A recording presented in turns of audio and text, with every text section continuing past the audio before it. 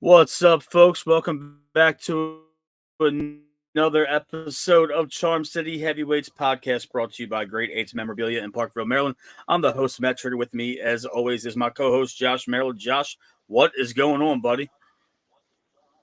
What's up, Matt? Coming live from the man cave. It's playoff football, man. We're like 60-some hours away.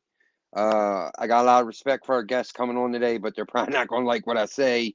I can't wait, man. I can't wait for Lamar to shut this narrative down that he's a regular season quarterback, and I think he's excited to shut it down as well. He's chomping at the bit, and I can't wait, man. I just hope it's a good game, and obviously I want us in the AFC Championship next week. Yes, it is divisional round weekend. We are playing this Saturday afternoon at 4:30 at the bank. It is going to be 8 degrees with the wind chill. So Yes. a little bit of a different element for the Houston Texans coming in to the bank. It's going to be 72,000 sold out rocking crowd. January football in Baltimore, baby. We love it. And let's just bring in our guests from the Houston Texans. They host the Just Fans podcast out of Houston. Is Carlos and Rios. How's it going, fellas? Come on, guys. What is up, fellas? What's up, What is guys? going on? Man, it's good to be back here again. I Thank think you we for haven't seen joining you the guys show. since week. Yeah, man, we haven't seen you guys since week 1. Who's that 7-year-old up top? Yeah, we Got the beard shaved up, man. Yeah, I know, man. man. It's been a long season. Sure has. We both had good years, though. So, hey, we can't be too mad. Yeah, no, not at all. It's been a If great we would have season told you for us. guys at the beginning Can't of be the mad at year all. that Strout would be this good and you'd be in the divisional round, you'd have a blowout. You guys, I mean, you'd be ecstatic. Yeah, It's been a great year. It's been a great surprise to say, to say the least. I know that myself and a few others. I know Rios thought about it differently, but I was like, I didn't expect the Texans, just like a lot of Houston Texans fans, for us to get this far or to get to this level that we're in. I mean, guys, come on, we're literally a game away from the AFC Championship. I didn't expect this quick of a turnaround from a year ago. We were at the bottom of the barrel, if you want to think about it that way.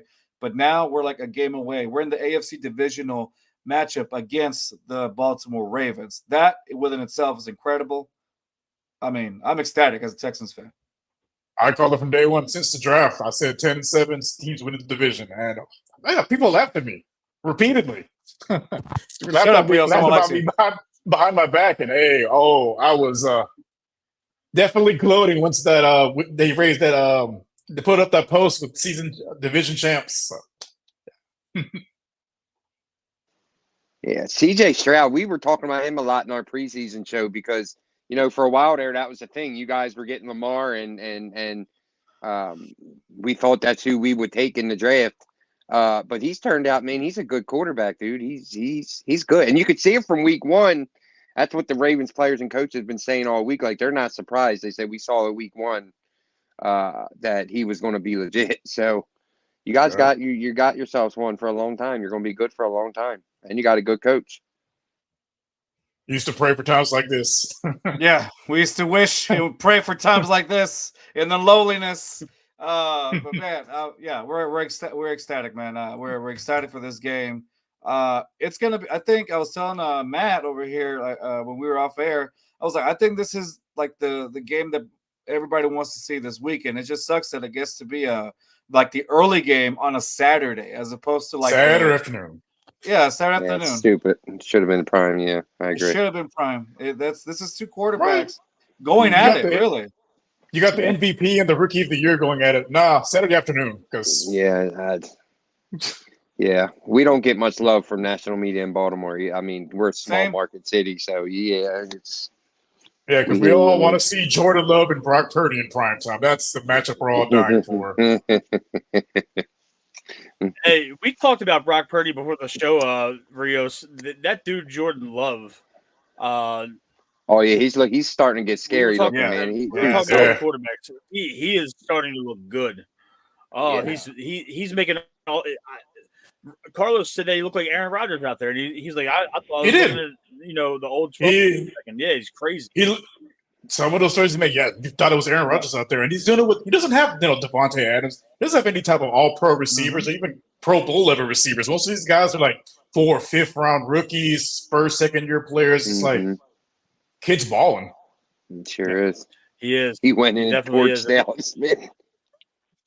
I last week on our wild card weekend show, I predicted the Dallas Cowboys to meet the Ravens in the Super Bowl, and honestly, Sure out of did. all of our picks on the show, guys, that was the only one I got wrong. But Josh picked the Los Angeles to he picked Los Angeles to win, and I picked Tampa Bay as upset. So we both had one wrong pick. But you guys took care of business last week, and the gunslinging Joe Flacco came back down to earth. Two straight drives of fixes, and he looked completely disinterested and checked out of the game after that second pick. Your defense was fast. They were smothering. They were playing good physical football against a very, very good Browns team that we never gave a lot of credit to this year, but they ended up, all things considered, they had a pretty good year, losing Watson and then calling Flacco off the couch in the middle of November and just, taking off from there. How did you guys feel, having your first home playoff game in a very long time? It sucks we had to miss it because we could like a lot of our friends that were sending us videos and stuff like that. You could just feel like the energy through the phone almost, man. It was electric. Wow. Yeah, it was one of those. It was reminiscent. Rios had actually mentioned it earlier this week on one of our shows. It was very reminiscent of the Texans versus Bengals playoff game back in 2011. That wild card game where it was the electricity in the building was incredible. We hadn't seen this type of hype energy from the Texans fans since 2019. Rios and I went to a game last season. Coincidentally, it was a fan appreciation game against the Jacksonville Jaguars. And the way things were, no one would have guessed it because it was like Duval County right then and there.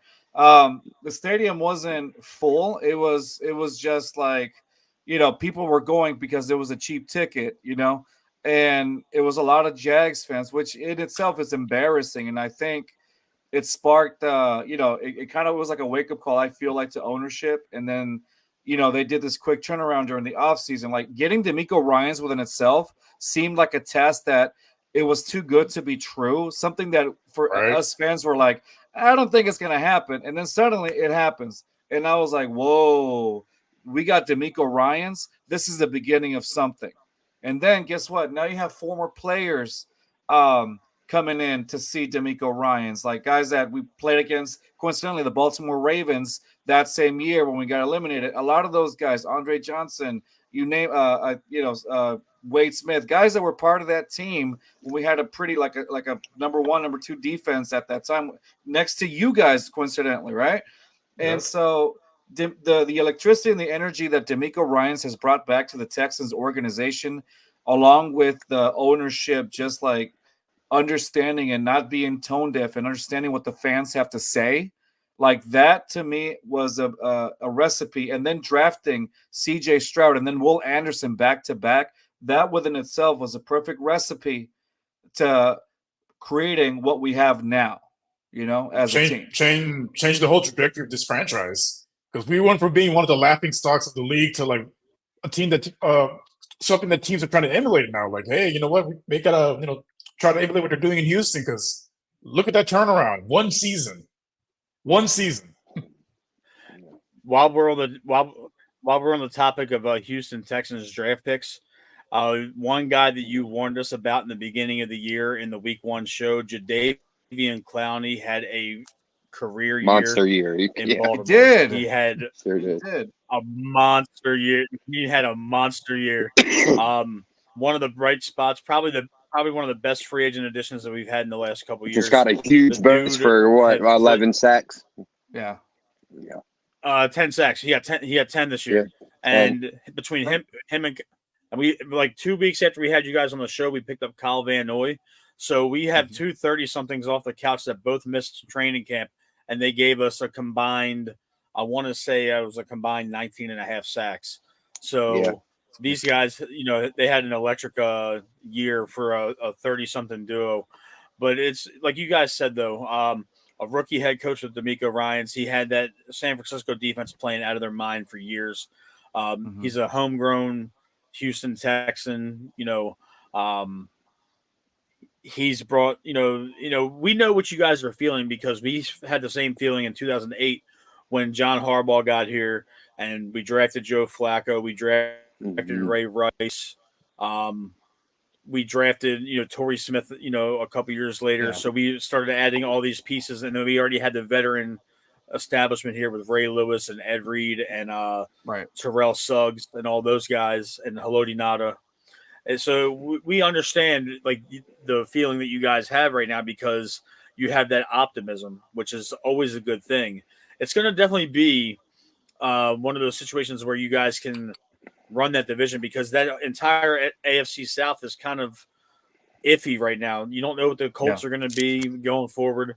The Jags continuously shoot themselves in the foot, and the Titans are going through a complete overhaul right now. Right. So you guys are in the perfect position to run the AFC South and be perennial playoff contenders. And it's cool to see because Josh and I have no horse in the race. You guys are our opponents this weekend, but we see you guys once every 4 years from the I don't hate the Texans. Yeah. Now, we'll hate you, the Texans. This weekend. Yeah, this During the weekend. game, yes. You guys, Yeah. if you call me during the game, I'm like, fuck you, But after that call, you're like, my bad, dude. That was our line. My bad, no, that was our line. That was game time, me. That was game time, me. Right. But still eat shit. Exactly. Right. Exactly. But I Well, you had have a beer, but go fuck yourself.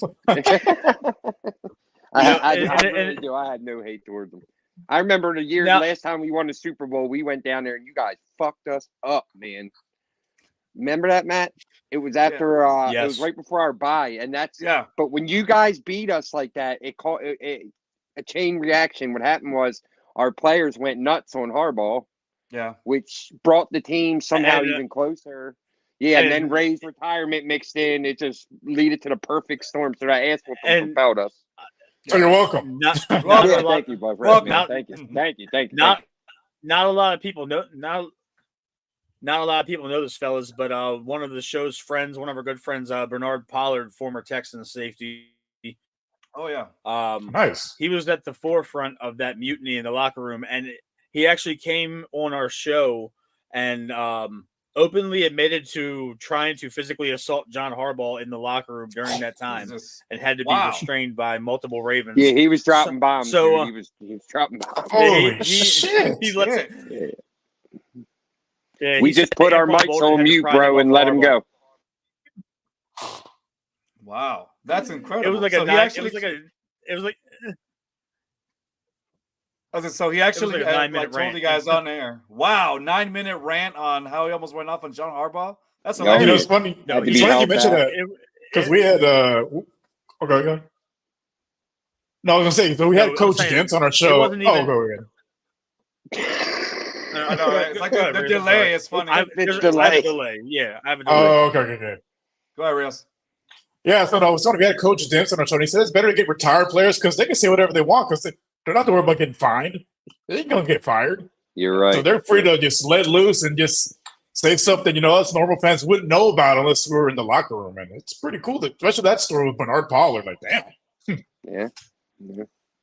Yeah, that was scary, man. Because when that happened, we didn't know if our season was wrecked. It was leaking in the papers.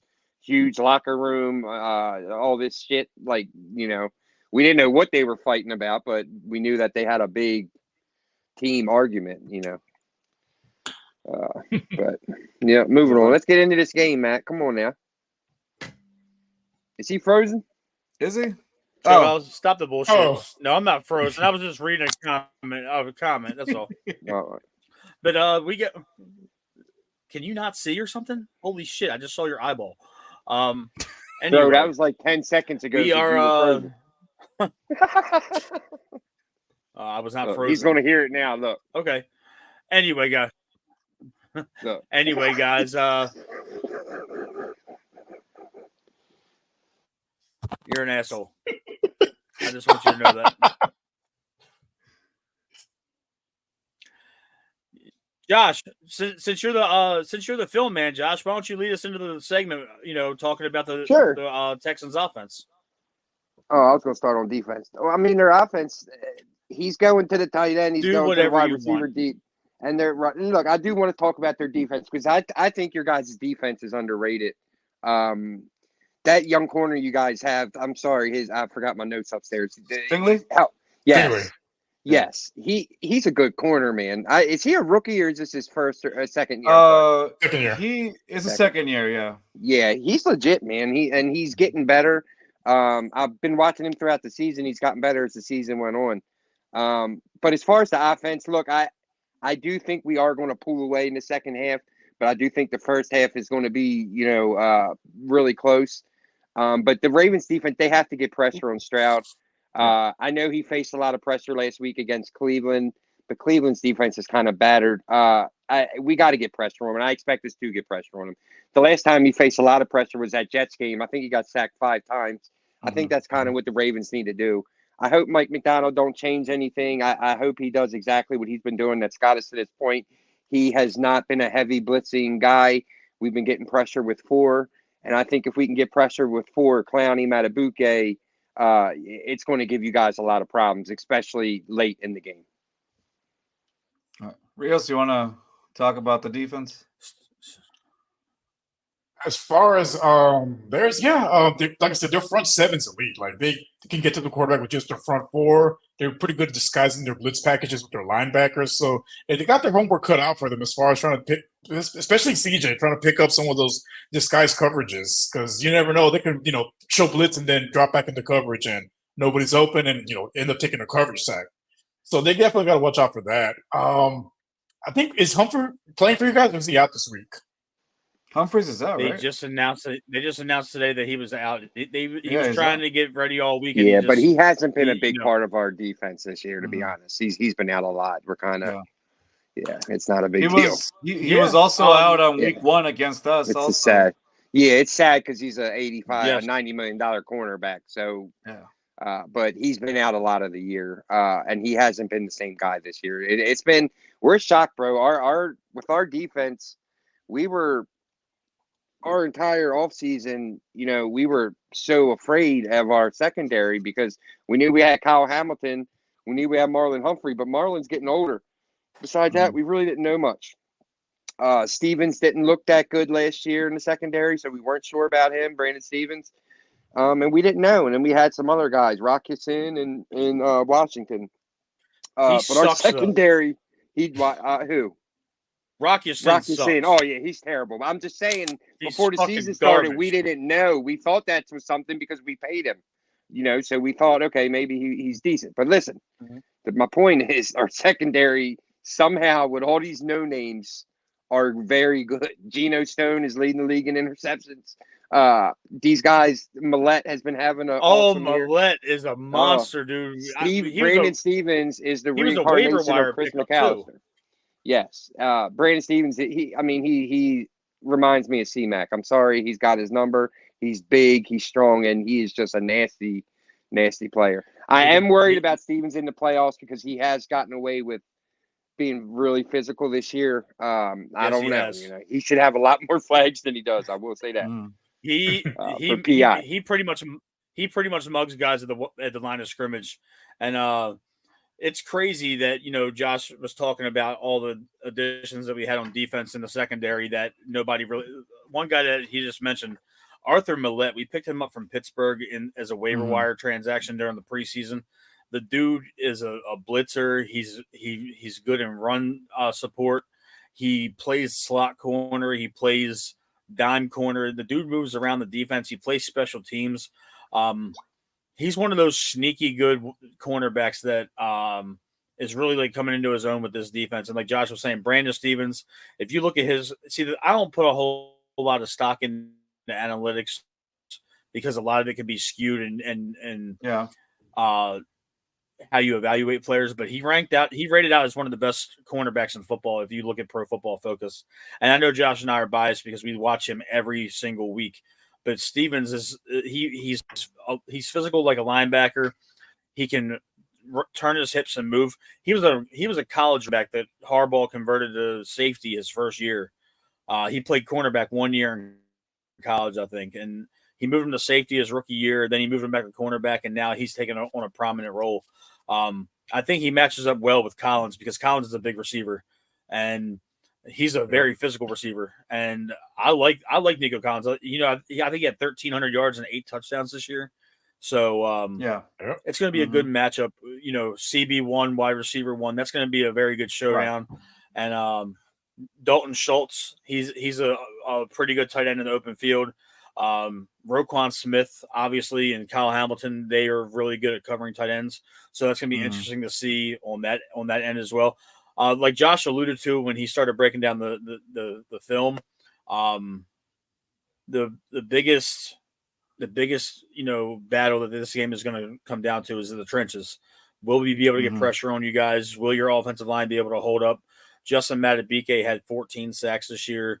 We had almost 30 from our pressure's got to come up from the middle, man, because their center is a little undersized. It's got to come up. Yeah. You guys, I think your center's only about 290, maybe 300 pounds. He's not like a heavy anchor. Yeah, he's our fourth center this season. He's our fourth center, by the way. Yeah. Yeah, I mean, I know you guys have had like 8 or 9 different offensive line combinations. It's been a rough go for you guys, but the one constant you guys have is Tunstall. But he's not really the Tunstall you guys are used to. I know that he's struggled a lot recently in the last year or so. And not to take I will say this: you saw how he manhandled Myles Garrett, though. That was fun to watch. He did. He did. He did. Garrett. That's like Garrett Ronnie Stanley for us. He's our superstar left tackle. Yeah. He's been getting killed for the last few years, and then we go to San Fran, and some bitch was blocking Bosa and made him look like a little punk. Yeah, exactly. Out of nowhere, dude. Like what? He was throwing Bosa. He was throwing Bosa around. It was crazy. Yeah. I saw that game. Yeah, toss him like a rag doll. Yeah, that was the first of 2 straight primetime ass whoopings during the holidays. We put up 56 on the Dolphins the following week. And talk about frauds. They got exposed Dude, I watched the Hard Knocks in season last night, and I've been waiting and saving the Ravens episode. And like I watched how excited they were all week. I watched how they feared Lamar, and then like I watched their excitement, man. And to watch that game back again through Hard Knocks in season, man, I thoroughly enjoyed that, dude. We literally took the will out of them, man. Like at halftime, Tyreek Hill was like, "What the fuck?" Like they knew, like this wasn't going to be last year where you're coming back, bro. It's a different team. Yeah, this defense is nasty, bro. Too. It was all fucking hurt. Like, yeah, but I thoroughly enjoyed it, and I enjoyed it so much I may watch it again. Yeah, as you should. I wanted to ask you guys too, because we were talking about injuries a couple of minutes ago to the defense, and I know in week 1 you guys didn't have Jalen Petrie. Is he going to be playing this weekend? Yeah, he'll be in. Relatively, everybody in the defense is healthy, for the exception of Jerry Hughes. So we have or outside linebacker. He's an outside linebacker, defensive end. I'm sorry. Yeah. So you'll have Will Anderson back. The only difference has been the last few games. I wanted him so bad. Yeah. Him and Jonathan Grenard. Look out for that tandem because they're crazy. Also, look out for Malik Collins, who's pretty decent also. And finally, I just drawing a blank right now. The guy we picked up from the Eagles, Derek Barnett. Barnett, thank you. Derek Barnett has had like a sack in every single game since he's kind of been picked up from the Eagles. Like he has been such a great pickup, like getting to the quarterbacks, applying just pressure. Like it's he wasn't in there when we faced the Ravens week 1. And some of these pieces, like Will Anderson wasn't, that guy yet, that he has shown. And so that's what makes me hopeful about this, because I've said it like, I know it's a hard task to ask for, but containing Lamar Jackson is definitely key. But the thing about Lamar Jackson is he will make you pay with his legs, Will Anderson was hurt a little bit. He's on snap counts. Him and Grenard, they're gonna be on snap counts. They're not gonna be out their whole game, but so they'll probably put him in like key situations or whatnot. So I mean, I'm excited to see those. As far as our linebacking core is concerned, I think that's probably like our biggest weakness, even though we have Blake Cashman, who we picked up from the Jets. Blake Cashman has been pretty good, iffy here and there in the last couple of games, but other than that, he's been pretty solid pickup. Denzel Perryman has been pretty good for us too, but there's times when it's like, dude, you just missed a tackle. Like a lot of our issues come with like missed tackles and just basically disciplinary football, And so, but the linebacking core is probably like our biggest weakness, I would like to say. So you run, the guys that kind of give me a little bit of anxiety is Isaiah Likely. I think that's going to be a good safety net for Lamar Jackson. I'm not sure, is Mark Andrews playing or it looks like it. It looks like he's going to play, but he's probably going to be on a snap count, similar to he's not going to be out there all game. So he might be a red zone tight end. Honestly, he might just be playing inside the 20s. Okay. Right. So that's probably like I would say the biggest weakness for the Texans. How do you call it? The middle of the field part, because last week against Cleveland, Joe Flacco put like 156 yards with Bryant and Njoku, on the middle of the field part. So I mean, obviously Jim Harbaugh knows exactly what he's doing, so he knows he's going to attack the middle of the field. So Patrick Queen is another guy. Like for us, one of the keys to victory is to try to establish the run as much as possible. But I know you guys got Patrick Queen, you guys got elite linebacking core that can probably make that impossible. The Roquan Smith, yeah. So Roquan's fired up, boys. I don't want to.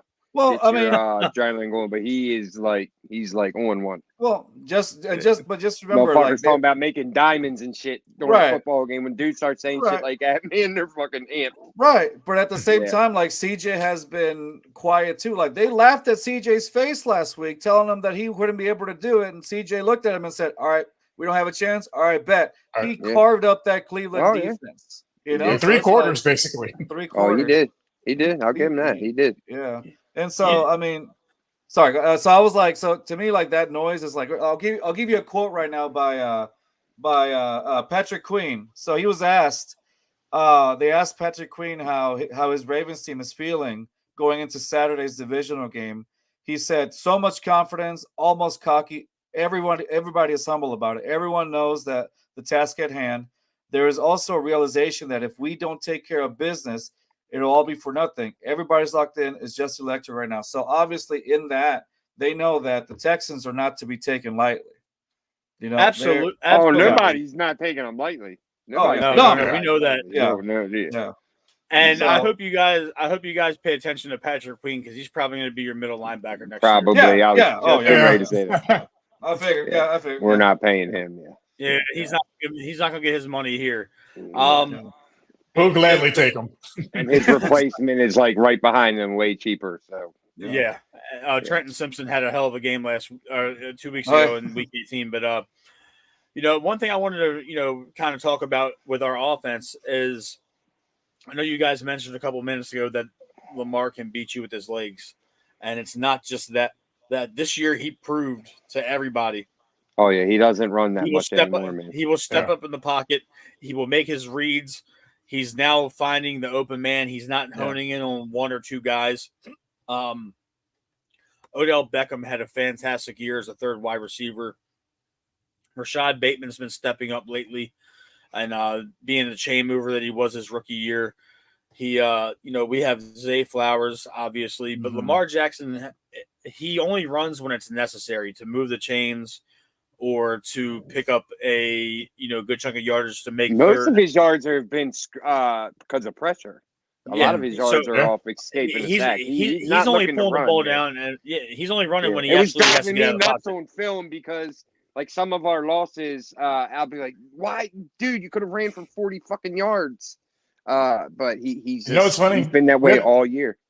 We had to think about CJ. Like, there's plays where he can take off and run, but he doesn't. He just looks for the pass where he throw it away. And like sometimes it's a little frustrating, but like, you know what? I'd rather him be safe and just throw it away and live another down. Yeah. I know that you guys haven't had the best success stopping the run this year, and I know it's been a little bit dicey. Both of our defenses have been susceptible to the run game. Our edges are a little bit weak in terms of big playability. We give up the edge sometimes, and it seems like you guys are a little soft in the middle, and that's something that I think the Ravens are going to take advantage of, especially when it's supposed to be 19 degrees at kickoff and it's supposed to be a little windy. I think the weather's going to play into our favor. I think the fact that being at home is obviously going to play into our favor. But if we can establish the run early with Gus and Justice Hill and a rejuvenated, healthy Dalvin Cook was signed to the 53-man roster this morning. We cut Melvin Gordon because he cannot stop fumbling the goddamn ball when he gets in the game. If there's one thing that Ravens fans know, Josh and I are very, very aware of, is if you fumble the ball, you're not going to be playing for the Baltimore Ravens much longer. No, that's like Harbaugh's no. That's a no. Yeah, no. He's always been that way. Yeah, Nope. I think I got a question for you. Guys. Mm-hmm. So you guys have basically haven't really played in 3 weeks. Does that concern you guys a little bit, as far as like a little bit of rust, a little bit of timing being off? Sure, because last time we were in this position, that's what happened.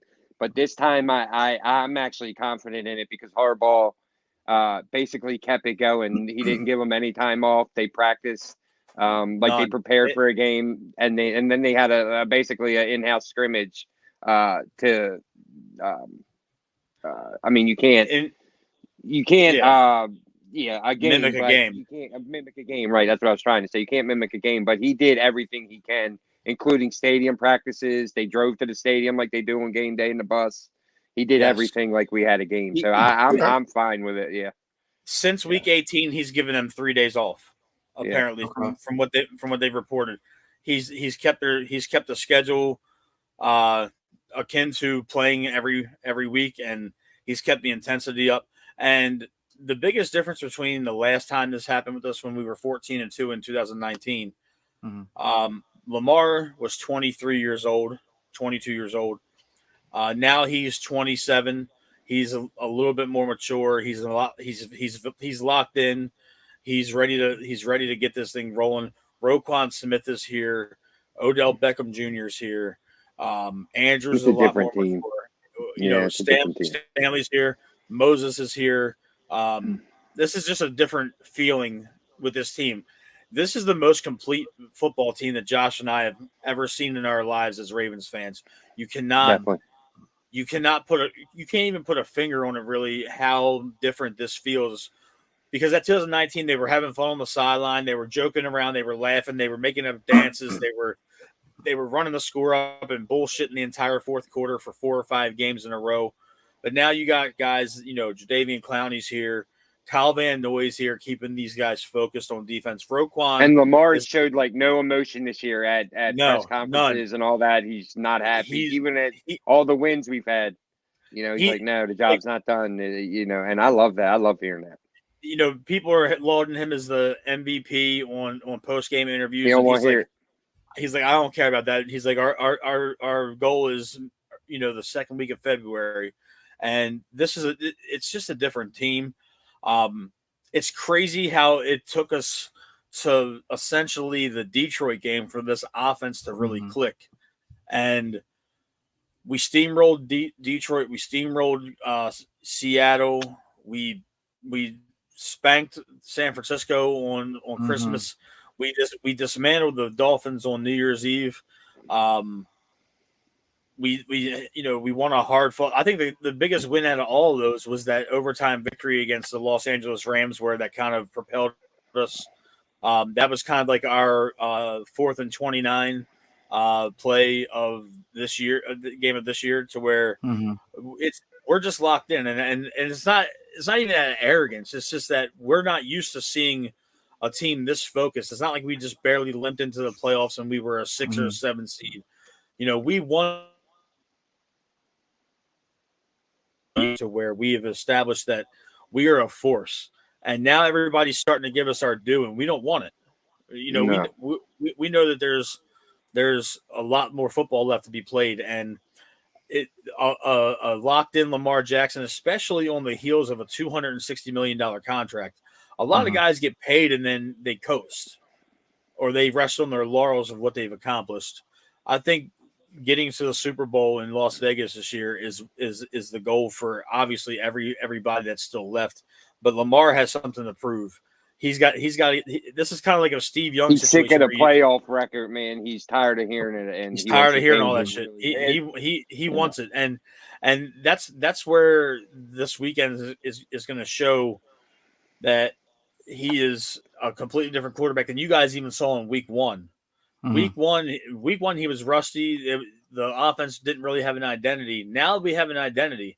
It's a completely different ball game, and the defense is doing their part, and they are stout all the way through at every level. We got the best safety in football on our team. Kyle Hamilton's. Even other coaches were saying that this year that Kyle Hamilton is the best safety that's in the game right now. He's a defensive end, he's a linebacker, he's a cornerback, and he's a safety all in one. And he's versatile. Oh yeah, he's very versatile, and he plays every position, man. Defensive end, sometimes shit. He's everywhere. Yeah,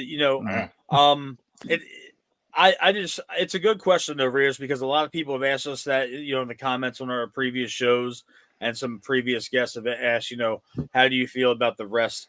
I think that they stayed so focused that it's going to do more good than harm, because a lot of our guys were banged up heading into week 18. Odell was a little banged up. Queen shoulder. Patrick Queen was playing with one arm for like the last 3 weeks of the season. Roquan had double harnesses on his shoulders the last 2 games of the year. Pierce was a little banged up. Matt Abike was a little banged up. Clowney and Van Noy, being in their 30s, they had some time to rest and not take that punishment. So I think that this is going to benefit us more so than if there's any rust at all, it might last the first series. But we're a well-oiled machine right now, and it's going to be interesting to see how we come out, knowing that we added a former All-Pro running back, with a chip on his shoulder and an axe to grind, so to speak. But it's going to be a good game, man. It's going to be a good game.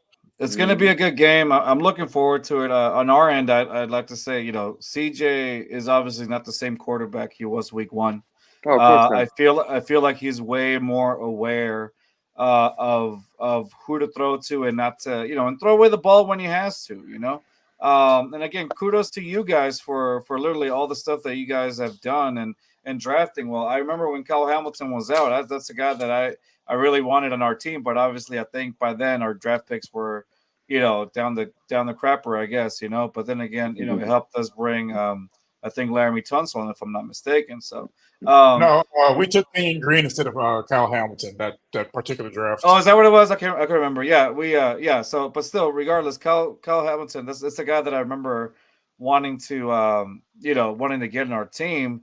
So I'm happy with. I mean, I'm happy that you guys got him. He's a great great safety, as you guys said. Again, back to CJ. CJ has brought a light to this team. Nico Collins this is like year 3 for Nico Collins, and he didn't have this type of season when Davis Mills was throwing at him, and so it speaks volumes to the, it feels like right now CJ Stroud is almost like making these receivers. One guy in particular that we were talking about was on week 1 was look out for Tank Dell. Unfortunately, Tank Dell got hurt, but you could have literally had 2,000-yard receivers in your team this season alone. and one of them a rookie. You know, um, I kind of compared Tank Dell to Zay Flowers in a way, as far as the speed is concerned. You know, they're both speedy receivers that can get separation or whatnot. And they can Yes, play inside and outside. and they can They're play not it out just inside outside. Yeah, exactly. They're versatile as well. You know, and so I just again, in Houston, like he yardage wise, he was being compared to DeAndre Hopkins and Andre Johnson. Like those are the two top names here for wide receiver. Tank Dell. Unfortunately, that week that came out, he got hurt against the Pittsburgh Steelers, and that no, didn't it was happen. Wasn't Broncos. it? Broncos. I apologize. Yes, and so then you still had like Nico Collins reaching over the 1,000 yards. So that kind of speaks volumes. And this is again in CJ's rookie season. He's playing like a vet right now. There was a graphic that came out during the Cleveland game where they compared him to Joe Montana and Tom Brady. You remember that, Rios? That Yep. particular graphic that came out. Yeah, leading the league in yardage per game and touchdown to reception ratio 3 times in the 50 years since the merger. Exactly. So the kid's breaking records. The kid's it's obviously a change in what we need. I wouldn't count CJ out at all in this. I think that he's going to keep us close. He's gonna look out, and obviously he's not the same. Like I said earlier, he's not the same QB that it was week one. I know how it ended last time. It was 9-25. The only thing that does concern me a little bit, though, and it's something that it's been in the back of my mind, is that weather. The Jets game. Oh, it's going to be cold. It's going to be cold. That Jets game. He didn't do so well. He did not. In the cold. 5 sacks. However, I will say this though. I'm pretty sure CJ was concussed as hell on that Jets game. And missing your top 3 receivers. Yeah, and not to make the excuse on it, but we had talked about it before. I was like, why is it that particular game it looked like he had shit the bed or whatever, right? Because he had probably the lowest completion. I think he had 26 yards that game or something like that. 90 something yards. 90 something yards. I'm sorry. Yeah, 90 something. I'm sorry. It's 26. Yeah. So he obviously probably like his worst game, I would say, of the season, right? I would say. But 2 games before against Arizona, he took a hit by, I think it was Thompson, right? Takes a hit, hits his head. Okay. Then after that, during the remainder of the game, his throws were off. I'm like, okay. Hey, threw 3 interceptions. Yes, through the 3 interceptions immediately, right? And so then following game, which was against Broncos. Denver, takes another hit to the head. Okay. He's wobbly to get up. They take him to the blue tents. Davis Mills comes in for a little bit. Throws are a little off. Yeah, I know. Throws are a little bit off. Okay. Next week, the week after, goes against the Jets, right, Rios? If I'm not mistaken. In that god-awful stadium. In that awful stadium where we got a few of the players injured. I think since that week, Will Anderson's been hurt. Yeah, several. The whole injury report was stacked. There was like 3 or 4 pages almost of injury reports in that awful Jets stadium. And so, I thought to myself, is it the weather? But then as you analyze it, we're like, wow, that dude was concussed. So I don't know if the weather has anything to do with it. And I just hope that it doesn't have any effect on CJ at all whatsoever. I don't think it will. From Ohio State. As I'm saying. Play outdoors. Right, but then again, he had a game against Northwestern Ohio State where it wasn't his best game also in the cold. You see what I'm saying? Well, I'm not criticizing my QB. Right, but I'm not criticizing my QB. I understand that, Rios, but it was also cold. So I'm talking about the weather-wise. So it still plays how do you call it? It still plays an effect in it, right? So I'm just hoping that's not an issue going forward. But that's my only concern, honestly. And of course, I'm not looking for things either. I'm just throwing things out there, whether it's a popular opinion or not. I don't really give a shit, right? But at that point, that's the only thing that can concern me about it. Other than that, CJ is locked in. He's going in with this energy. And I like the confidence that the kid's got going in. It's like humbling because he's not like a shit talker, He's like, okay, I'll take this into consideration. Almost like MJ when, like, remember that Rios? Like, and I took that personally, kind of like that. And so I like CJ's chances. You know, I think he's going to do some good stuff. It's really going to put to test his ability. I think they're going in with this confidence after the Cleveland game, because Cleveland has an elite defense, and what you were able to do to them. It was battered though, bro. It was not the same defense. I mean, come on. Give or take. They were injured. They were a little injured, but I mean, they still carved them up regardless, and you know they applied the pressure to Joe. You know, So nonetheless, I still figured. I mean, they were able to put up those points against Cleveland. I really enjoyed that. So I could see some happen. I think it's going to be just a back and forth kind of game, in my opinion. That's fair. So that's a perfect lead in there, Carlos. This is going to be our last segment of the show, and this is our score prediction and our player of the game pick. Since you guys are our guests, pick your player of the game and pick your final score for the divisional round showdown. Reals? So I've been saying for the last week or so, this is the same type of vibe from our first playoff run. Only difference is you actually have the guy at quarterback and we have the coach that you can lead us to, the next round. But it's going to be a close game. I think both defenses are going to, get a bunch of stops. It's really going to come down to who can take care of the ball the best. So I'm going with the score of 2013 Texans. My player of the game is going to be CJ. He scores the game-winning touchdown. Okay. Carlos. So I will say this for my own personal thing. I'm not going to say the score because I'm a jinx. So every time I predict, I'm like, it doesn't really go that way. So I'm just going to keep that in my head. I'm sorry, guys. I just have to do it all for the team, right? So I want to say I think it's a back and forth game. I think it's going to come down to the T. But it's going to be an exciting game. I think we're going to keep it close. And it's just going to go back and forth. That's just my prediction. I think player of the game, I'm going to say Nico Collins for the Texans. Nico Collins. Okay. Josh, let's have it, my man. All right, guys. Look, I appreciate the optimism, and I like you guys, but I just don't see it that way. I don't think you guys – I think the Ravens had the toughest schedule in the NFL this year, and we shredded through it. I think the only way C.J. Stroud comes into Baltimore in January and leads with a win his rookie season is if we beat ourselves and we are rusty and the time off hurt. But there's a reason why teams want that bye and fight for that bye every single year, and plenty of teams have won the Super Bowl with the bye. So – that's not really bothering me. I expect this game to be close the first half, and then I expect to be kind of like all of our big games this year. I expect us to pull away the second half. I'm sorry, I just do. I think it's going to be 37-14, 37-17, something like that.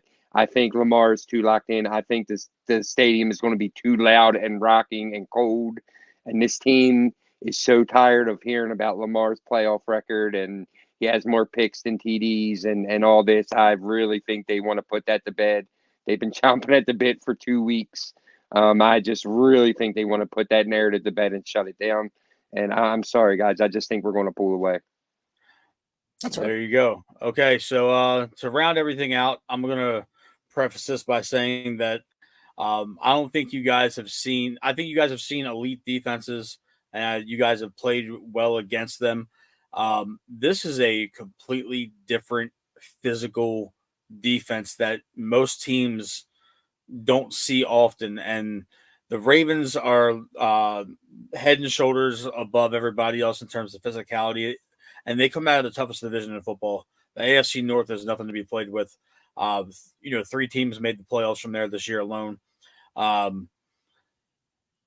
I think C.J. Stroud is going to struggle in his first playoff game on the road. M&T Bank is notoriously hard to play in the playoffs. It's going to be loud. It's going to be crazy. It's going to be cold.